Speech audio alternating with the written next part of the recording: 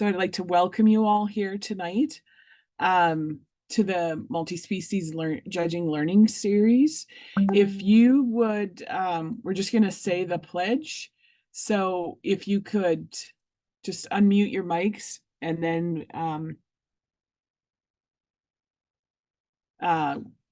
we can say the pledge. Please unmute your mics. Sorry. All right. So I pledge.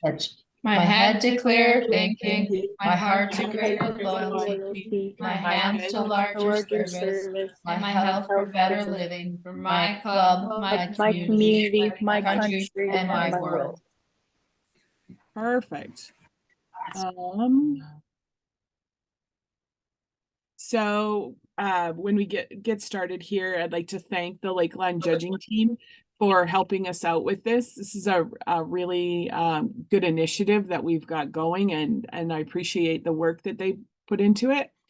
The provincial judging competition is coming up on March the 8th, and it's also held at Lakeland College in Vermilion. The registration deadline for that is March the 1st, and you register for it the same as you registered for the judging series. What that provincial judging competition does is it provides 4-H members an opportunity to challenge their analytical evaluation and communication skills. Every day, countless decisions are made that require use of evaluation skills, from what to wear to what to post on social media. The process of decision-making is done through the observing, analyzing, and comparing your options. So a pretty cool opportunity here that we have some great prizes for this year. Contest details, you can register as an individual, as a team. If you have 4 people that you want to be on a team with, they should be the same age category, but if they're in a different age category, you just move to the oldest team member. Even if you enter as a team, your individual scores will be there too, and prizes for team participation. All competitors who register this year, if they don't have a team, I'm going to put them on a team so that we have lots of teams. So opportunities, if you win in the senior category, you will have the opportunity to go to Exhibition. And this year, Exhibition dates are 24th to 27th. Exhibition is in Regina. And Dylan, who is doing this tonight with me, he got to go to Exhibition with us. So the schedule for March 8th is we register at the college, and then 9 a.m. you start your judging. Seniors, you will do 8 classes, I think we'll be doing this year, and all your reasons will be given orally. And then there is a banquet. So like I said before, registration deadline is March the 1st. And they will, so just be sure you register on the 4-H registration system. At this time, I would like to thank our supporters. Our Diamond Clover supporter is Alberta Government. Emerald supporters are Alberta Recycling, AltaLink, ATV, Calgary Stampede Foundation, CPA, Chartered Professional Accountants, and UFA. Our Gold Clover sponsors are AFSC Co-op, and Silver Clover is Wolf Carbon Solutions. Bronze Clover, Alberta Beef, Bayer, Gas, Alta Link, Lakeland College, MCS Net, Nutrien, Viterra, and Canadian National Partner is Bayer. So with no further ado, we'll let the boys begin. And yeah, make sure you guys have, some questions that you want to ask them as we go along. Jog them down or write them down so that you can ask at the end, or I will be monitoring the chat, and I think the boys will probably ask you if you have any questions as they go along. Okay, guys, go ahead. Sounds good. Well, thank you very much for having us here. I'm Casey. I'm Dylan. And I guess we're going to show you guys a PowerPoint today. Just get it opened up here. Hopefully everybody can see this. Tracy, can you see this? Yeah, okay, okay, Okay. Yeah, thumbs up. okay. So our agenda is what we're gonna do is what we're gonna look for, some transition words and some comparisons and some classes.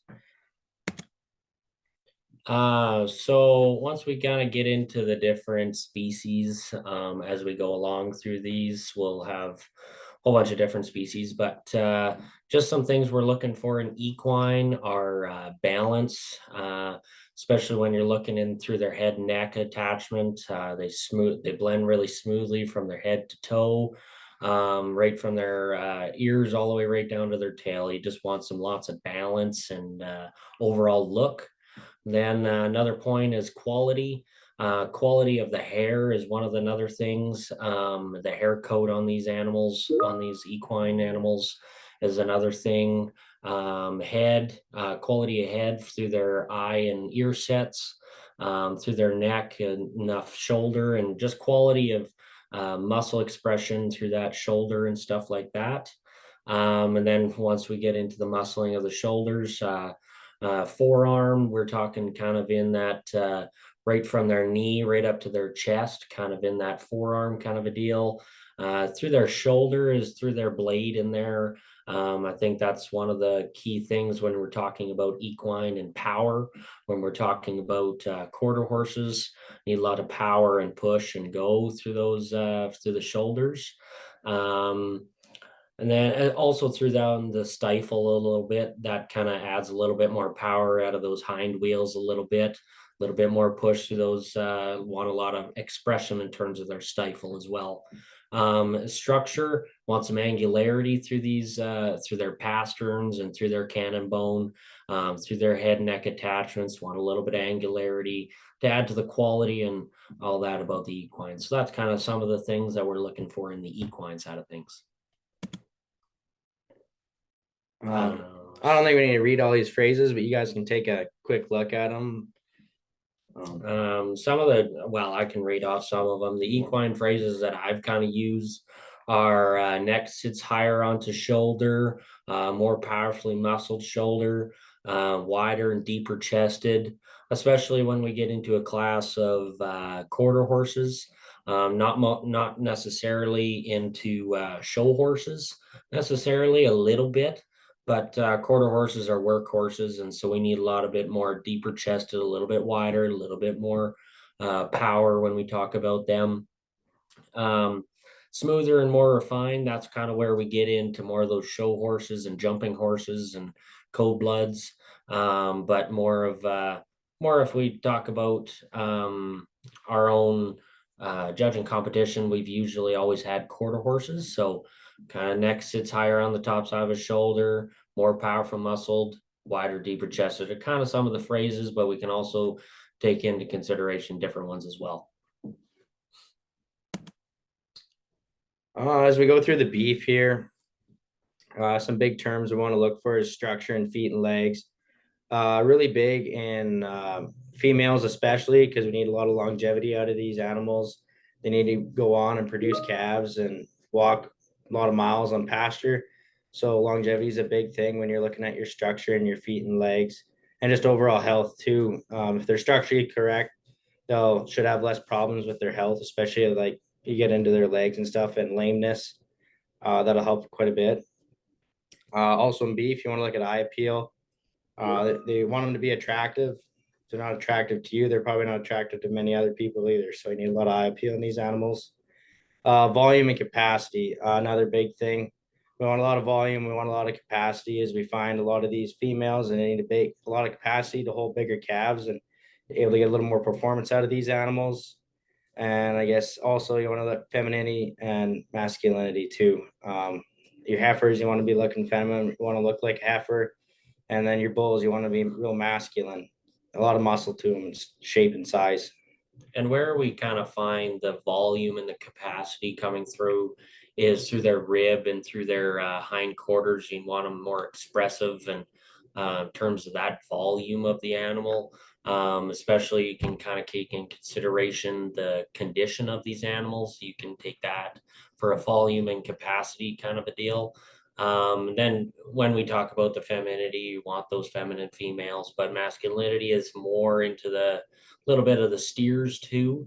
You want a little bit more of a bigger blade, bigger chested for those steers. Kind of different characteristics if we're looking for a show steer to a market steer. A little bit more of a crest on the for overall fat deposits. That's not a bad thing for a market steer, but for a show steer, we want a little bit more cooler look up front as well. So, And here's some phrases. Smoother and more refined is a good phrase.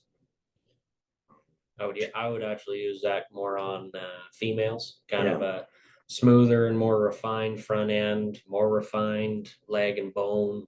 Cleaner through their front 1/3 of their body. Bull terms like more powerful built, wider, deeper chested, and both females and males. Stronger topped. That's another good one. Stronger topped is because sometimes these females will kind of get a little bit sappier bellied. They'll get a little bit more of a curvature to their belly. So a little bit stronger top is not a bad thing, as kind of strengthens up their spine and their overall mobility. They also want larger bone, larger foot. And then that also plays effect with their square feet and legs and all animals.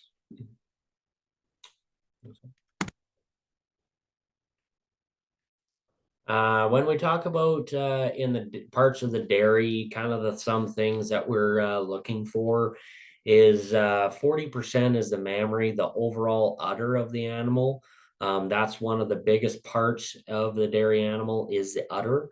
You take big considerations in their teats, their mammary glands, their venation in the udder, their forerudders, their rear udder. A lot of consideration in placing a class comes from the mammary glands and the udder itself from a dairy. Dairy strength is a 20%. So dairy strength is kind of their bone, their overall skeletal build, a little bit of like that. And then their feet and legs is 28%.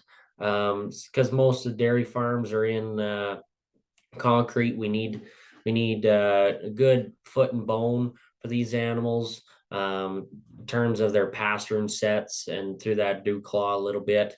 Don't want them too low to the ground because that'll mean a little bit longer toes, more trimming of those feet as we get along there. Another point is their rump is 12% of these animals. So you need a little bit when we talk about the rump, we're talking about their hip to their pin bones, through through that loin and through that tail head a little bit. We want angularity through those pins and those hook bones and through that hip. A little bit more straighter than the beef animals, just for angularity kind of points for that. So I guess on dairy heifers, the percentages do change a little bit because you can't tell how they're milking yet. But other than that, I think you hit all the points there. Yeah. Yeah, and here's some more phrases. Firmer and smoother forudder attachment, longer forudder blending smoother into their body cavity, higher, wider rear under attachment, more defined cleft, median suspensory ligament. Yeah, there we go. Yeah, and desirable teat placements is huge. yeah, and as when we get into these dairy phrases, a lot of them are all about their udder. You can take a lot of different phrases and stuff like that to differentiate your placings when we talk about udders and dairy cattle. Let alone if you got not a really high capacity, big boned animal that has a perfect udder, maybe that's not your animal to pick. But a big strong point in dairy cattle are their udders and their teat placements, their mammary glands, and then another consideration is their structure as well. So we get into sheep here. These are breeding ewes. So structure is huge. Also, these animals got to go out and travel and walk and produce a produce a lamb. So structure's huge. We need them to be square and have some angularity in there. They also need to be balanced. They need to be balanced from head to neck, all the way down their top line, all the way back to their back legs. So we need a lot of balance in these animals to be able to last a long time with their structure and longevity. And then we want to see some muscle in these animals too. We need some muscle just to be able to carry the weight of the lamb that's going to be inside of them. And we want muscle expression too, just to show how much power they have. And then perform, that leads right into performance. We need these animals to perform. We want them to have a wellspring of rib, long, wide, deep loin, and yeah, a lot of long, thick muscle to these animals. When we talk about like sheep and the breeding ewes, it's a little bit when we get into market lambs and stuff like that. We're just going to switch it up a little bit from talking about breeding ewes to market lambs. We're looking at the firmness of their loin, longest bodied, good rump end on these animals as well. Especially, it's same thing for breeding ewes. Structure is a big thing, but when talk about market lambs, it's more on over finished to under finished, and some of the key indicators are actually take your kind of your knuckles here, and so you can kind of rub that over. So like your knuckle here is perfect. The middle of it's just kind of under, and then this is over finished kind of a deal. So that's kind of a key indicator you can kind of take in consideration there. Oh, we talk about my sheep and market lambs a little bit as well. So we kind of already touched on a little bit muscle and performance and structure and balance. Balance when we're talking about this, a little bit you kind of want to balance from their front end to their rump. Not a lot of curvature underneath their belly as some. Some actually want this a little bit more of a tubular look on these market lambs. For me, what I've heard. Not as much as capacity as the ewe lambs and also the breeding ewes as well. Here's some sheep phrases, some positive phrases or most massive rack, widest, fattest, flattest loined, more dimension to legs, measure longest from last rib back, freshest handling, firmest handling. Some negative ones are flattest legs, least top shape, shallow bodied, tight, flat ribbed, least rib shape, narrow chested. Yeah, and I didn't point on this, but like the most massive rack, where we're talking about in their rack on these sheep are right after they, from their point of their shoulder when they hit their actual back. It's kind of that first area where those ribs are. That's kind of where we're talking about in their rack kind of a deal, right in their shoulder blade area. So here's some transitions. What transition words can you think of? So furthermore, additionally, as well as, I grant, I recognize, I have to admit, as I move into. And you use these kind of transition words to when you're talking about your first place to second place.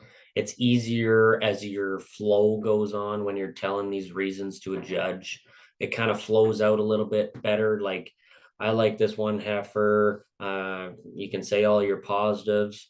Then I say, I grant that 2 has a better in something than my number 1.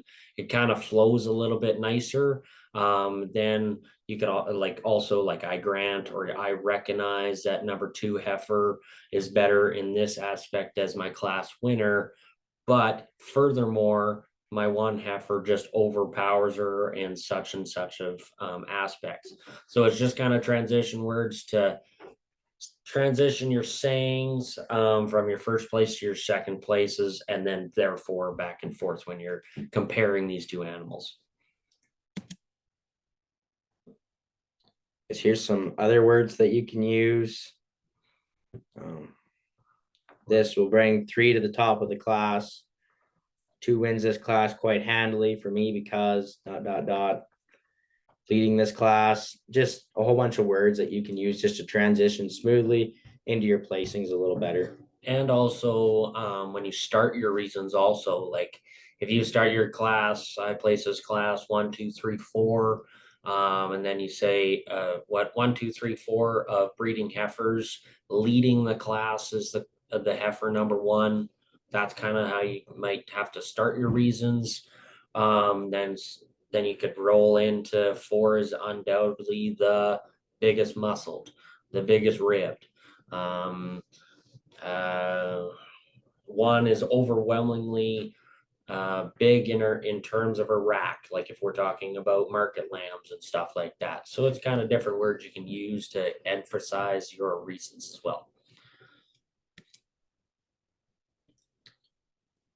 So we got a class of 4 here, and we'd actually like you guys just to could say it on your mic. Like, who do you think is the heaviest muscled out of these 4? Yeah, we'll just kind of go through here, maybe get some people to hold up their hands or even just say it in the chat or something. Either chat on your mic, you can say. Because when we're kind of equine comparisons of all the things that we were talking about, so about their muscle, who is the heaviest muscled horse in this class? Any guessers?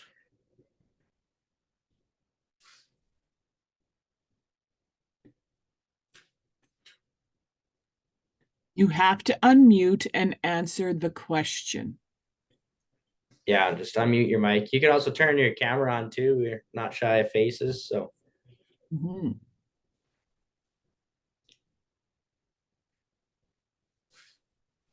C or B? I think A. D. It's in law. We think D is the heaviest muscled. I'm hearing D. C and D? Yep. All right. So whoever said D, maybe can you speak up in the mic and maybe tell us why you think D is the heaviest muscle?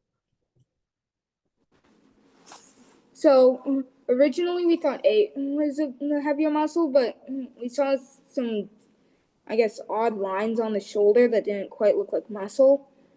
And then B, bit of muscle, but not as much as D, and C is a bit under muscled. So we think D is the heaviest. Yeah, perfect. Yeah, no, that's good observations for sure. I could agree with that. I think I can see D being the heaviest muscled out of these 4. Especially when you look at their his shoulder and his front a little bit. He's heavier chested. He's a little bit heavier. But then I also grant that B has a bigger rump on this animal, on this horse, for sure. It's a little bit more expressive in terms of that. But I do agree that D is the heaviest muscle for sure. Guess we can just go on to the second point there. Who is the shortest top line?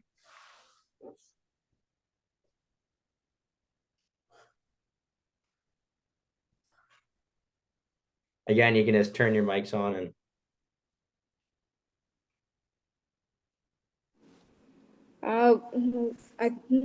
We would think B would have the shortest top line. We It agree has with the small. Yeah, we can agree with you for sure. Especially when you look at it at the point where his back starts to where it ends to where his rump connects. I think you're definitely right there. Yeah, right from where his withers kind of come out of his shoulder a little bit, right to his rump. It's a little bit shorter, well, way shorter than the A individual for sure. Even from that C individual, it kind of swoops out of that rump area for sure. Yeah, we will totally agree with that. Can you guys tell us who you think the most balanced is?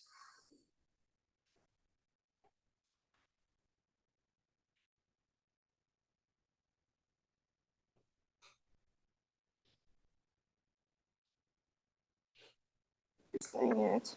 Well, we would think C. So most balanced. It was tough, but B is too short in the back. A has too long of a neck, and D has too much. Yep, perfect. No, that's one of the ones that we picked out as well. That was more balanced. We can kind of In terms of his leg, all the way up to his withers, all the way up to his front end. He's balanced in terms of that. He's balanced from his chest and through his hind end as well, through his rump. Yeah, I would totally agree with that he's the most balanced for sure. Especially when you split that horse up in thirds, you can really see how he splits up nicely in terms of balance. Mhm. So we'll move on to our next class. Oh, sorry, went too far. There we go. Yep. We'll get into some beef comparisons. We got some 3 shorthorn heifers and maybe a shorthorn plus or an Angus heifer in the class. So who has the most bone in this class?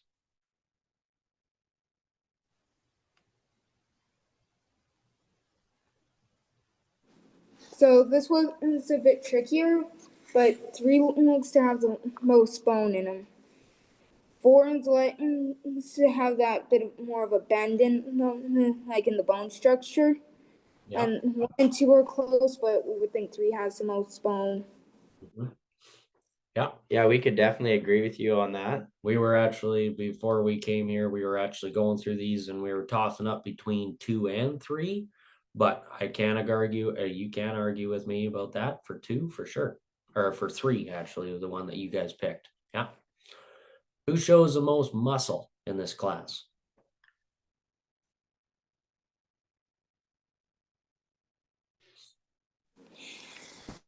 Well, we're looking between 4, 2, and 1 for this, but 1 shows a bit more muscle. Mhm. Yeah. Yeah, I think especially when you look at one shoulder there, you could see the muscle expression that she has.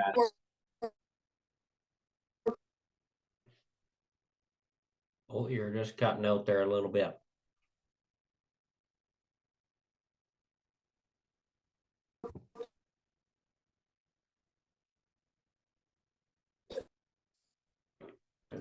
So what we were actually kind of going on was more genuine muscle. So when we analyze this class, the most muscled animal for me would actually be number 2. She's the most genuine in terms of her muscle shape. As 4 is a little bit more piecier, a little bit more condition than some. As number 2 is a little bit more fresh in her type. I think she's more genuine muscled. So that's how I would actually place this. For the most muscled would actually be number 2, just through her rump and through her front end. I think she's got the most genuine muscle. But I do agree with you. Number 1 does have a good chest and through that blade and through that hind end, but I just think number 2 has the most genuine muscle when you analyze her rump and through her front. So now we'll go into who do you guys think the most feminine is? Well, again, tough. Like, for me, I prioritize broodiness over femininity, but the most feminine one appears to be 3. She's just. Mm-hmm. Yeah, no, 100%. She's really high out of her shoulder. She's high and long at her long necked. I think it's really tough between 1, 2, and 3 for sure. One and 3 are maybe a little bit closer, a little bit shorter in terms of their thickness of neck. As number 2 is a little bit thicker necked, a little bit heavier chested, and maybe just in terms of femininity and like overall angularity, we could go with number 3 for sure. Yep. Guess with that, we'll go into our next one. There's some sheep. So who do you think has the most depth out of these 4? 1 and 3 were close, but we came to the conclusion that 3 was. She also has a bit shorter legs, so that can be a bit deceiving. Yeah, I totally agree with you on that too. Find she's made or a little bit leveler top too, which helps see that depth a little more than compared to the 1. So yeah, I think I could totally agree with 3 on that. Mm-hmm. Guess with that, we'll go into who has the cleanest lines.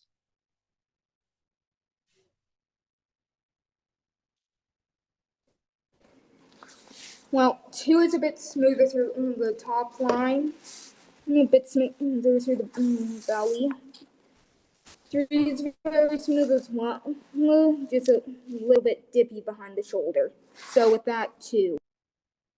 Mm-hmm.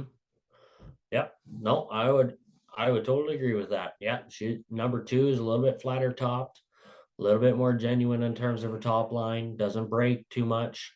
Yeah, I would totally agree with that. Yep. Then we'll go into who has the poorest structure. 1 and 4 were close in that section, but 4 has probably the poorest structure in the class.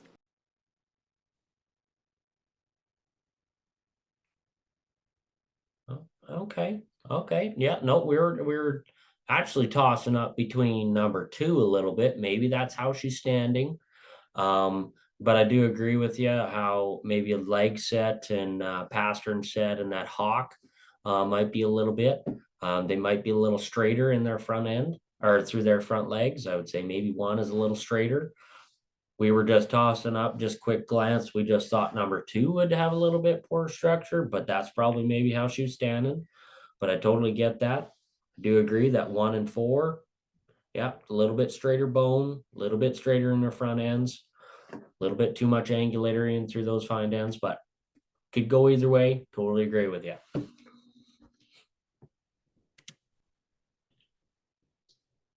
Well, that's all we got. But we would like to open the floor to any questions that you guys got. Or if Tracy has any other thing that she wants to do or anything. No, I don't have anything. Do you guys have any questions for the guys?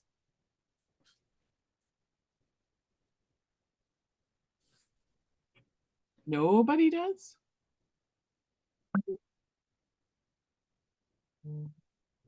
Well, okay then. How do you judge meat? Okay, that's a very good question. Oh, there you go. Good. Yeah, very good question. So there's different types. Most of the classes that I've ever judged, or me and Casey have ever judged, is steaks. Yep. Yeah, steaks. So you're looking more on color, size, marbling, their fat cover. I know maybe you guys would know, you guys might not have this in your districts, but a Kirkus competition when they're judging on their meat, on their fat cover. Oh, I'm just saying, how do you know it's the right marbling? Good So when we question. talk about marbling, it's just all the fat lines in like the piece of meat is what you're looking at. So you want a lot of fat lines that are thin. You don't want like too thick, otherwise it's just been overdone. But other than that, it's just a lot of thinner fat lines is how you kind of go with marbling.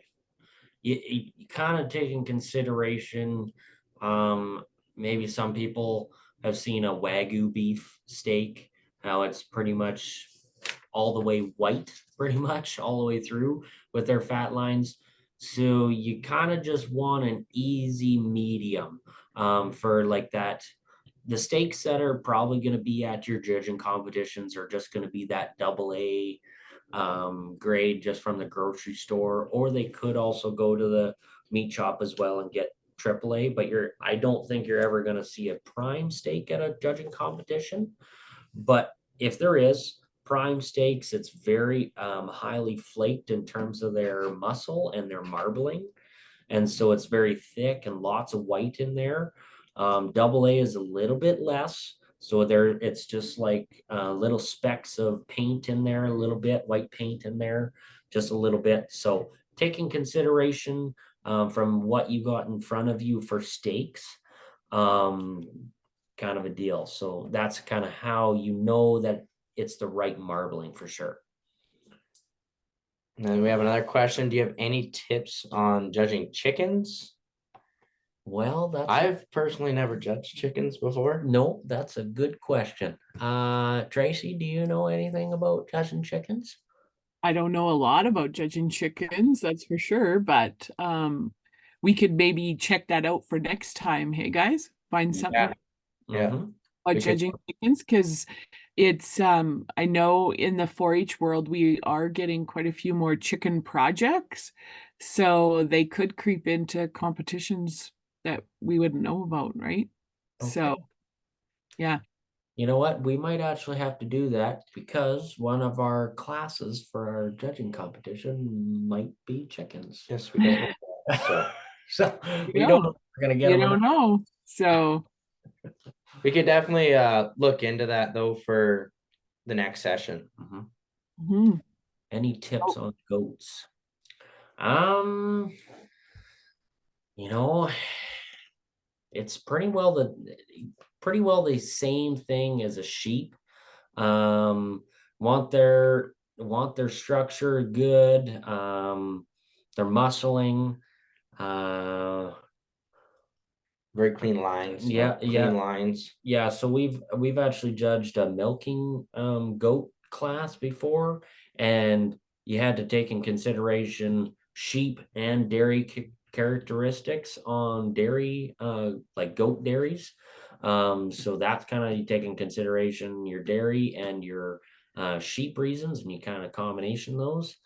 Goats, just for meat goats or breeding ewes or breeding goats or whatever, it's pretty well the same as a sheep. Lots of structure, muscle, depth.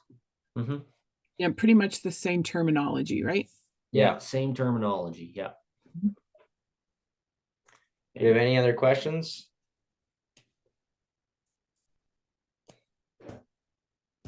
Okay. All right. So just so you guys know, it's recorded, so it'll be on YouTube hopefully in a week.